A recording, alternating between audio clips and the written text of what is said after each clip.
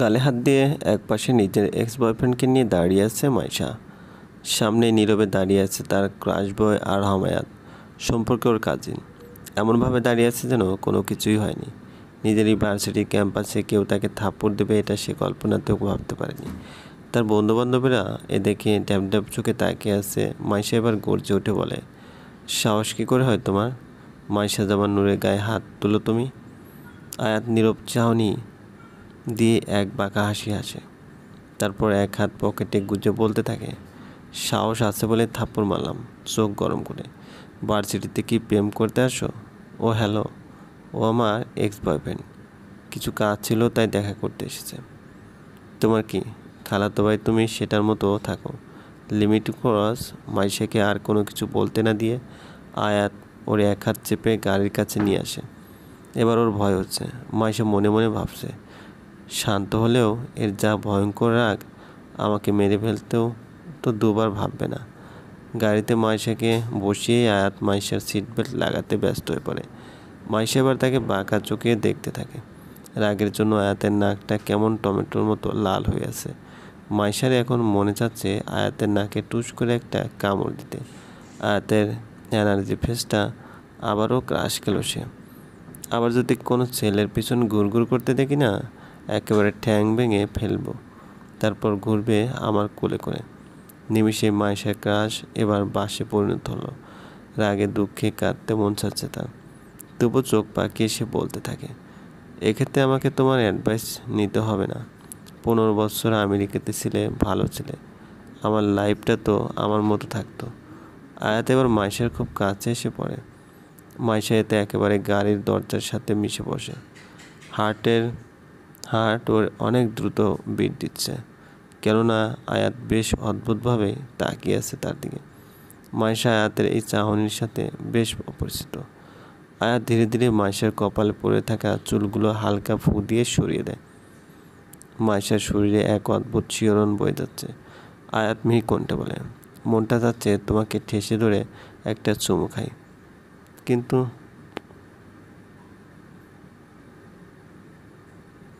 মনটা চাচ্ছে তোমাকে ঠেসে ধরে একটা চুমু খাই, কিন্তু লাস্ট একটা সুযোগ দিলাম।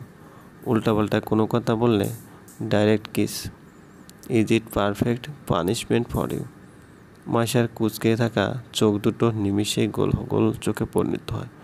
ছেলেটা মানুষের সামনে যতটা ভদ্র, সাথে ঠিক ততটাই অসভ্য সে। গাড়ি চলছে আপন গতিতে। মুখ ফুলিয়ে বসে আছে মাইশা। বাসায় যেতে এখনও আরও 15 মিনিট বাকি।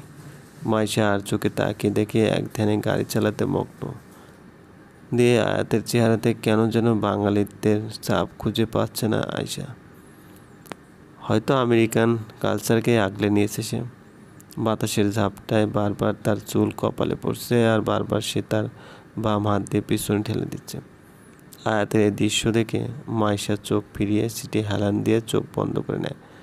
অতীতের স্মৃতি না চাইতেও তার মাথায় চারা দিয়ে উঠছে। রিক্সা থেকে নেমে সবেমাত্র দাঁড়ালাম আমাদের নতুন বাড়ির সামনে। বাবার 2 বছরের কষ্টের ফসল উত্তরার এই বাড়িটি। মনে আছে আমার একরাশ নব অনুভূতি। বাড়িটিতে মার সাথে সব গোছগাছের কাজ শেষ করে গেলাম ছাদে। এ বাড়ির ছাদটা এক কথায় চমৎকার। ঢাকা শহরে এক নতুন আঙ্গিকে দেখা যায় এ বাড়ির ছাদ থেকে। চোখ বুজে এক লম্বা নিঃশ্বাস নিয়ে আমি। রাস্তার পাশে বকুল গাছে থাকা বকুলের ঘ্রাণে সারা ছাদ মোমো করছে। 2 তল বিশিষ্ট এই বাড়িটা বেশ ভালো লেগেছে আমার। কেমন যেন একটা ছিমছাম ভাব। পাশে একটা শব্দ পেতে চট করে মাথায় ঘুরিয়ে দেয় আমি। কেন যেন মনে হচ্ছে কেউ আছে এখানে। এ কী করে সম্ভব? কেননা মা বাবার নিচে আর ভাই তো মনে হচ্ছে চোর আছে। আমি একটু এগিয়ে চিলেকোঠার ওদিকে যাই। আচমকা কারোর সাথে ধাক্কা লাগাতে নিচে পড়ে যাই আমি। ব্যথা লেগেছে অনেক। আগন্তুকটার ভারের চাপে আমি চ্যাপ্টা হয়ে গেছি। ভয়ে এতক্ষণ চোখ খিচেছিলাম। বেশ কিছুক্ষণ পর আস্তে আস্তে নিজের চোখ খুললি। কপালে ছেলেটির চুল আছড়ে পড়ছে, তার মায়াবী চোখ যুগল আমার চোখের দিকে। মুখে এক মুচকি হাসি। আমার চোখ খোলার সাথে সাথে ছেলেটি বলে ওঠে, মাশাআল্লাহ, আমি অবাক চোখে তাকিয়ে আছি তার দিকে। শ্যামলা মুখটাতে অদ্ভুত এক মায়া কাজ করছে আমার। কিন্তু কে এই ছেলেটা? আদ্রাব? গাড়িটা বাড়ির সামনে পৌঁছে গিয়েছে। মাইশা আস্তে করে নিজের চোখ খোলে। এবার ক্ষিপ্ত চোখে তাকায় আয়াতের দিকে। আয়াতের সেদিকে খেয়াল নেই। আমাকে থাপ্পড় মারা রিভেঞ্জ আমি নেবই আরহাম আয়াত। আয়াত কিঞ্চিত হাসে, তারপর মাইশার দিকে এগোতে এগোতে বলে, এখনই নিয়ে নাও বেবে, আমি প্রস্তুত। মাইশা মুখ শুকনো করে বের হতে নিলে আয়াত মাইশার হাত চেপে নিজের কাছে নিয়ে আসে। মনে করো না আমার নজর থেকে 1 সেকেন্ডের জন্য ছাড় পাবে তুমি। এটা তো সবেমাত্র শুরু। তোমার আধারময় জীবনে রৌদ্র হয়ে আসবো। Be ready for it Maisha পাখি। চলবে। গল্পটি ভালো লাগলে অবশ্যই লাইক করবেন, কমেন্ট করে জানিয়ে দেবেন। আর এই চ্যানেলে যদি আপনারা নতুন হয়ে থাকেন অবশ্যই সাবস্ক্রাইব করে পাশে থাকা বেল আইকনটি প্রেস করে রাখুন। ধন্যবাদ, ভালো থাকবেন। হ্যালো বন্ধুরা, কেমন আছেন সবাই? আশা করি সবাই ভালো আছেন। আজকে গল্প রোদ্দুর তোমার নামে, লেখিকা কায়নাত আফরিন মাইশা, পর্ব 2। আমাকে পাগল বানানোর ধান্দায় আছো নাকি মাইশা? মাইশা চোখ তুলে দরজার দিকে তাকায়। তাকিয়ে ওর চোখে ছানা ভরা। আয়াত দরজার সামনে ঠোঁট কামড়ে দাঁড়িয়ে আছে। মাইশা এবার নিজের দিকে তাকায়। গায়ে কোনো ওড়না নেই। তৎক্ষণাৎ মাইশা মোবাইল রেখে উঠে সোফা থেকে ওড়নাটা নিয়ে গায়ে, তারপর চিল্লে বলতে থাকে, আজও পাবলিক তো তুমি। এভাবে কোনো মেয়ের রুমে হুট করে কেউ ঢুকে পড়ে?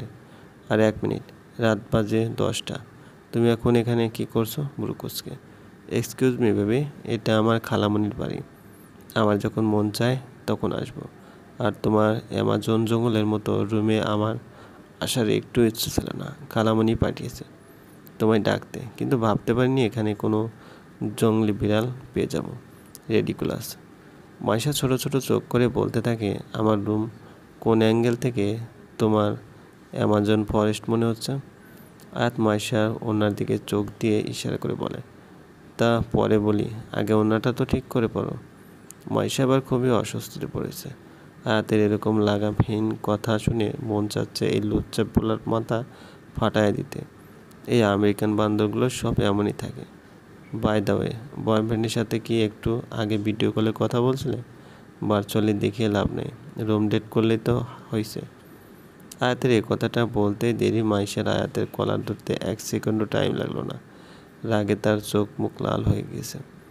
প্রবলেমটা কি তোমার? এত নিম্ন মন মানসিকতা নিয়ে চলো কীভাবে? মানছি আমার বিয়ে পাশে, কিন্তু তোমাদের আমেরিকানদের মতো এত সস্তা না যে কিছু হলেই নিজের শরীর বিলিয়ে দেবো। আর আমি আমার বয়ফ্রেন্ডের সাথে যাই করি না কেন, তোমার কি, ডু ইউ লাভ মি? আয়াত হাসে, যেন খুব মজার কথা বলেছে মাইশা। মাইশার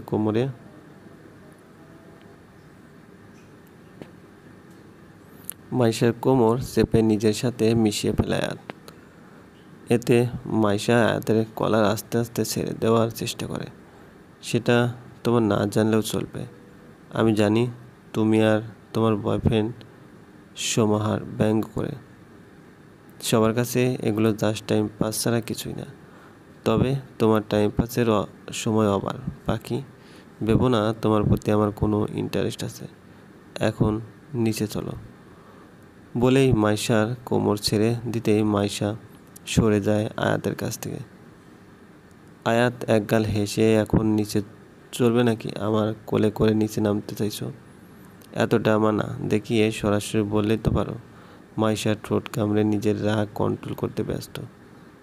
এতটুকু বুঝতে বাকি নেই যে এই ছেলে যে কোনো টাইম জলসা সিরিয়ালের মতো কাহিনী শুরু করে দিতে পারে।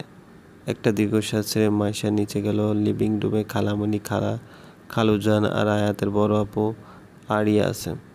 খালামণি মাইশাকে দেখেই খুশিতে গদগদ করে ওঠে। আরে মাইশা তো দেখি অনেক ব্যস্ত মানুষ হয়ে গেছে। 3 মাস ধরে খালামণি আসল আমেরিকা থেকে আর মেয়েটি দেখতেই গেল না, তাই খালামণি আসলো মেয়েকে দেখতে। ভালো আছি খালামণি। আলহামদুলিল্লাহ মা, অনেক ভালো আছি। খালুজান কেমন আছেন? হ্যাঁ মামনি, আমি অনেক ভালো আছি। পড়াশোনা কেমন চলছে? বয়ফ্রেন্ডকে টাইম দিয়েই কুল পাই না, আবার পড়াশোনা। আয়াত এ কথাটা বিড়বিড় করে বললেও মাইশা ঠিকই এ কথাটা শুনেছে। রক্তচক্ষু নিয়ে আয়াতের দিকে তাকায় সে। পারছে না আয়াতকে শুধু চোখ দিয়ে গিলে ফেলতে। আয়াত তো দেখে এক চোখে টিপ মারে মাইশাকে। মাইশা ভেবে কুল পায় না ওকে বিরক্ত করে এই ছেলেটা কি আনন্দ পায়। ভার্সিটির দিকে মাইশা হেঁটে যাচ্ছে আর মনে মনে বারবার আয়াতকে গালাগাল করছে। আজকে ভার্সিটিতে আসার সময়ও আম্মু আয়াতকে ওর সাথে পাঠিয়েছে। আয়াত গাড়ি পার্কিংয়ে ব্যস্ত হয়ে পড়লে মাইশা যেন বেজির মতো গাড়ি ছেড়ে ভার্সিটির দিকে ছুটে গেল। এগিয়ে দেখে অরি, আনান, প্রেথা, সামাদ আর ইনায়া মাইশার দিকে ঢ্যাপঢ্যাপ চোখে তাকিয়ে আছে 5 জন। মাইশা ওদের কাছে গিয়ে বলে, আমি কি কোনো এলিয়েন? এভাবে তাকিয়েছিস কেন? দোস্ত, তুই বাইচা আসোস? অবাক চোখ করে আনাম। কেন, আমার 40 খাওয়ার প্ল্যান করছিলি তুই? না, আসলে গতকাল ছেলেটা যেভাবে তোকে থাপ্পড় মারলো। কে ছিল রে? আমি তো তোরে থাপ্পড় দেওয়ার টাইমই ক্রাশ খাইছি ছেলেটার উপর। পৃথা দাঁত কেলিয়ে। মাইশা এখন শুধু পারছে না মাটিতে বসে গলা ফাটিয়ে কাঁদতে। কপালে কেমন দোস্তগুলো জুটলো যেগুলো ওর কষ্ট না দেখে ক্রাশ নিয়ে পড়ে আছে। তা আবার এমন টাইমে যখন ওকে থাপ্পড় মারলো। মাইশা ভ্রু কুঁচকে বলে, লাইক সিরিয়াসলি? ওই অসভ্য একটা ভার্সিটির টপার স্টুডেন্ট মাইশাকে থাপ্পড় মারলো আর তুই ক্রাশ লইয়া বসে আছিস? আমার খালামণি পোড়া কপাল নিয়ে এই অদমটারে পয়দা করেছিল, আর এই অদমটা এবার আমার পোড়া কপাল বানাতে চলে এসেছে। তাই মাইশা? মাইশা পিছে ঘুরে। আয়াত দাঁড়ানো। মাইশা এখন ভাবছে যে ভুল সময়ে ভুল কথা বলে ফেললো। কেননা আয়াতের চোখ মুখে স্পষ্ট রাগ ফুটে উঠেছে। আর রাগলেও ছেলেটাকে যেন মাত্রাতিরিক্ত সুন্দর লাগে। কি জানি বলেছিলে? তোমার খালামণি পোড়া কপাল নিয়ে সামথিং লাইক দ্যাট। আর কি জানি বললা, বাট আমি ভুলে গেলাম। ইস। মাইশা বুঝে গেছে সব শুনেছে আয়াত। মাইশা মেয়েকে হাসি দিয়ে বলার চেষ্টা করে, তেমন কিছু না আয়াত, আমাদের ক্লাস শুরু হয়ে যাবে, আমরা তাহলে যাই। এ কথাটা বলেই মাইশা চলে কেটে পড়তে নিলে আয়াত ওর বাহু ধরে কাছে গিয়ে দাঁড়ায়। মাইশা এহেন কাণ্ডে একটু অবাক হয়েছে। একা বাসায় যেও না কেমন? তোমার গুণধর বয়ফ্রেন্ডকে আজকে বলো তোমাকে ছেড়ে অন্য কোথাও মন দিতে। আমিও কিন্তু নিতে আসবো। আর তার 1 মিনিটও দেরি না করে চলে যায়। OMG, পোলাতো না যেন আগুনের গোলা। আজকে তার এনার্জি ফেস থেকে আবারও ক্রাশ খেলাম রে বৃথা। তুই ক্রাশই খাইতে থাক, এদিকে তো মাইশার বিয়ের দাওয়াত খাওয়ার প্রস্তুতি নিতে হবে। সামাদ। মাইশা বিরক্তি চোখে সামাদের দিকে তাকায়, যদিও ওর মন পড়ে আছে আয়াতের দিকে। ছেলেটার কাজকর্ম অনেক অদ্ভুত। আয়াত নামের এই ক্যারেক্টারকে বুঝে উঠতে পারছে না সে। ড্যাব ড্যাব চোখ করে তাকিয়ে আছি আমার ঠিক উপরে থাকা ছেলেটার দিকে। কে এই ছেলেটা? আদ্রাব। সাথে সাথে ছেলেটা আমার উপর থেকে উঠে যায়। হঠাৎ এই সিচুয়েশনটা আমার খুব অকওয়ার্ড মনে হচ্ছে। আদ্রাব নামের ছেলেটারও ঠিক এমন মনে হচ্ছে। আমি শব্দের উৎস খুঁজতে গিয়ে দেখি পাশে তাদের একটা অপরূপ সুন্দরী মেয়ে দাঁড়ানো। আমাদের এ বাড়িটার সব দিক থেকে ফাঁকা, শুধুমাত্র দক্ষিণ দিক দিয়ে অন্য একটি বাড়ির সাথে প্রায় লাগালাগি অবস্থায় রয়েছে। ছাদে এসে মেয়েটি দাঁড়িয়ে এসে হলুদ কামিজ পরা অবস্থায় মেয়েকে কোনো হলদে পাখি থেকে কম লাগছে না। মেয়েটি আবারও বলে ওঠে, আদ্রাব ওকে সব বলে, না হলে তো তোকে চোর মনে করে উড়াধরা পিটানি লাগানো শুরু করবে। আমি এবার অবাক চোখে আদ্রাবের দিকে তাকাই। আসলেই তো, আমাদের বাসায় ছাদে একজন অপরিচিত ছেলে আছে, আর আমি কোনো রিয়েক্ট করছি না কেন? আমি কিছু বলতে যাব, তখনই ছেলেটা বলে ওঠে, প্লিজ মিস, কোনো চিল্লানি দিও না, আমি সব খুলছি। আসলে 1 বছর আগে যখন আমি আর আপু যখন পাশের বাসাটাতে উঠি, তখন দেখি এ বাড়িতে কাজ চলছে। আর আমার প্রতিদিন বিকেলের রুটিন ছিল এই ছাদে বসে একটু একা টাইম স্পেন্ড করা। আজও নিয়ম মাফিকভাবেই এখানে এসেছি, কিন্তু আমি জানতাম না যে আজ এখানে আপনার থাকা শুরু করবেন। আজকে হয়তো আপনার এখানে শেষ আসা। হ্যাবলাকান্তের মতো ছেলেটার দিকে তাকিয়েছে। তার কথাগুলো আমার বুঝে উঠতে পাক্কা 2 মিনিট লাগলো। ইটস ওকে, এটা অ্যাক্সিডেন্ট ছাড়া কিছুই না। আমি আবার ওই সুন্দরী আপুটির দিকে তাকাই। এটাই হয়তো আদ্রাবের বোন। আপুটা ইশারায় আমাকে সরি বলল। আমি বিনিময়ে একটু মুচকি হাসি দিই। এবার আমি ছেলেটার দিকে তাকাই। আদ্রাব ততক্ষণে ছাদ পেরিয়ে চলে গেছে। আমার দিকে একটাবারও তাকায়নি। আমি বুঝতে পারছি না আমার মনে এ কেমন অনুভূতি খেলা চলছে। মাইশা বিকেলে ছাদে একদৃষ্টে পশ্চিম দিকে তাকিয়েছে। মনে যে তার কি চলছে তা ওর নিজেরই অজানা। নিজের আমেজে বেলি রোডের কোলাহলপূর্ণ এলাকাটি বড্ড ভালো লাগে ওর। তবে ও এখন আয়াত নামক মিস্টিরিয়াস মানুষটিকে নিয়ে ভাবতে চাচ্ছে। আয়াতের ক্যারেক্টার থেকে কিছু বুঝে উঠতে পারছে না সে। রাগাও তুমি, কাঁদাও তুমি, অতীতের স্মৃতি আমার সামনে তুলে ধরো তুমি। কি চাও তুমি আর হামায়াত?